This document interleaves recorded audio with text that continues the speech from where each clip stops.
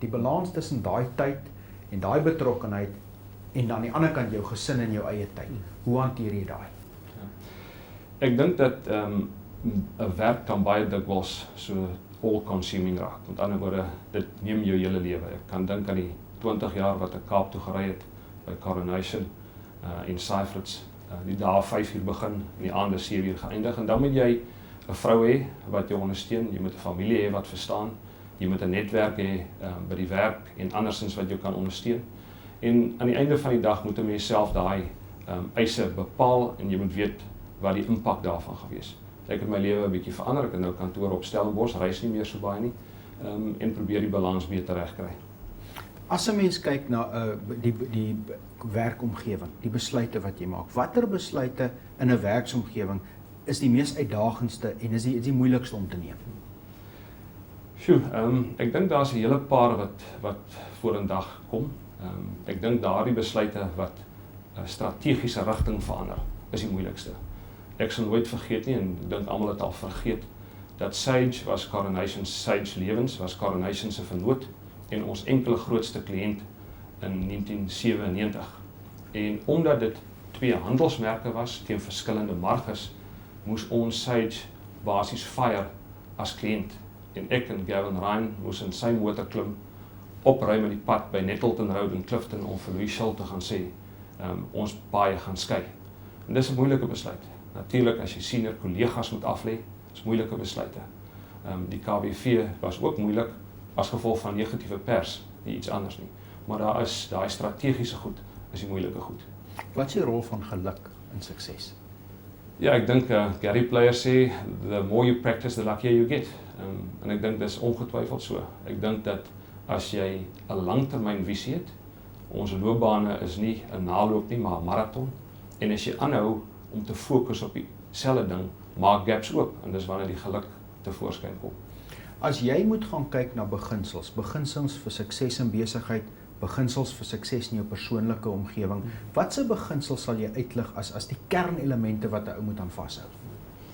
Ek dink dis weer eens net so 'n moeilike vraag. Ek dink al daai goed is al baie oor gepraat. Jy moet sterk karakter hê, jy moet sterk waardes hê. Maar ek dink in die Suid-Afrikaanse omgewing is daar 'n paar goed wat my na in die hart lê.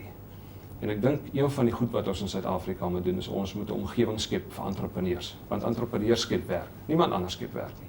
En entrepreneurs het 2 goed nodig: kapitaal en menslike kapitaal. So ek voel baie sterk oor die ontwikkeling van menslike kapitaal en ook die behoud van kapitaal. So ek dink ons moet versigtig omgaan met ons human capital en werklike kapitaal, want dit vestig besighede en dit aan die einde van die dag skep werk. As jy advies gee vir 'n jong persoon aan die begin van sy loopbaan, ambisieuse jong persoon, wat sou jy uitlig as van die kernelemente wat die persoon moet op fokus en sorg dat dit in plek bly? Ek dink dat die eerste advies wat ek gewoonlik vir jong mense, die kom baie deur my kantoor gee, is kry jou eerste job. Met ander woorde, daar is nie so iets soos die beste in die ultimate werk in eerste instansie nie, want soos jy in 'n werkposisie inkom, gaan verskillende deure vir jou oop. Dis my eerste. En die tweede een is, ek dink doen iets waarvoor jy passie het. Moeilik om te bepaal, maar ons sien in die jare wat ek groot geword het, was jy 'n dokter of 'n predikant of 'n ingenieur gewees het, deesdae kan jy suksesvol wees as 'n televisieaanbieder, jy kan suksesvol wees as 'n musikant. So kies jou passie en volg dit. En dan die laaste punt, soos ek al gesê het, dink groot, maar daarbey onthou dat hierdie is 'n maraton, dis 30, 40 jaar eerder as 'n hardloop. Thys, jy het 'n baie suksesvolle loopbaan en jy is nog steeds betrokke daarbey by die gee van finansiële en beleggingsadvies aan mense op verskillende vlakke. En jy het 'n suksesvolle besigheid daar uitgebou wat vandag nog steeds een van die toonaangewende besighede is. As jy kyk om advies te gee aan die mense, aan die kykers, aan mense daar buite, watse elemente is vir jou belangrik wat jy deurgee kan amper as vertrekpunte om in gedagte te hou? Ja, ek dink die eerste ding is mense is te konservatief. Mense belê te maklik uit buitegroei aandele of buitegroei bates. Eiendomme en aandele is groeibates en mense sit dit maklik in kontant. Ek dink dit is 'n fout. Mense is te konservatief. Dis die eerste ding. Die tweede ding is 'n langtermyn horison. As jy jou portefeulje groei teen 15% per jaar, verdubbel hy elke 5 jaar. En as jy oor 'n 30 jaar periode kyk, dan dink ek raak R1,64.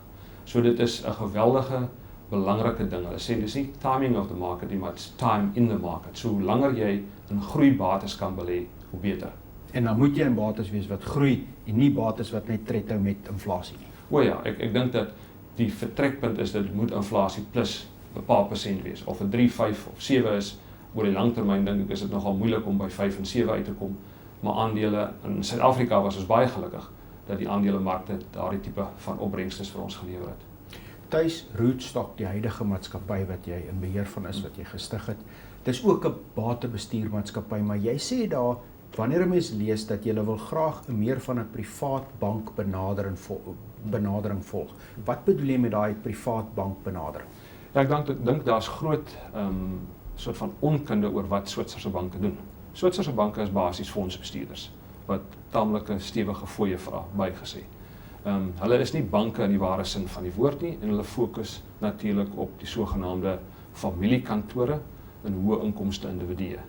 En ek wou 'n bietjie wegkom van die pensioenfonds konsultantomgewing van die sogenaamde finansiële adviseursomgewing en eerder direk met familiekantore kontak hê. So ons het inderdaad 'n fondsbestuursbesigheid wat soos 'n Switserse bank lyk vir familiekantore.